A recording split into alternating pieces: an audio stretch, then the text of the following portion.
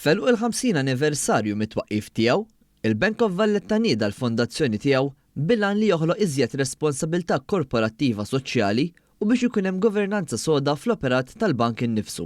Għaldaqstant, permezz tal-BOV Foundation li tħabbret it-tnejn filgħodu waqt konferenza tal-aħbarijiet, il-bank se jkun qed iħares il qudiem biex jilħaq skopijiet sostenibbli.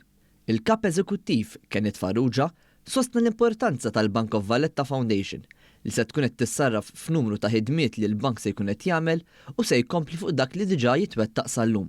U saħaq li din il-fondazzjoni se tiżgura appoġġ qawwi lil-laqdiet mhux governattivi, inkluż fil-qasam tal-arti u l-kultura permezz ta' investimenti massiċċi, għarfien fuq il-litterizmu finanzjarju, kif ukoll investiment fil-kamp sportiv u f'dak ta' sostenibilità.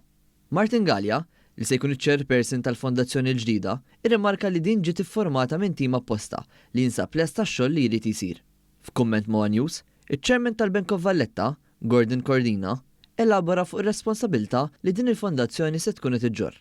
Il-bank ilu involut f'dawn it-tip ta' attivitajiet, issa nħass il-bżonn illi dawn l-attivitajiet kollha norbtuhom flimkien fil-fondazzjoni illi qegħdin inwaqfu llum ħalli bekk nagħmlu kontribut iktar importanti, iktar dejjemi u l-iktar jista' jħalli ġid permezz tal-fondazzjoni illi ħad tkun finanzjata totalment mill-bank u ħad tkun qiegħda timplementa programm ta' azzjonijiet li jilħqu l-anijiet illi l-bank qiegħed jisib biex iwassal l-aħjar ġid għall-pajjiż tagħna.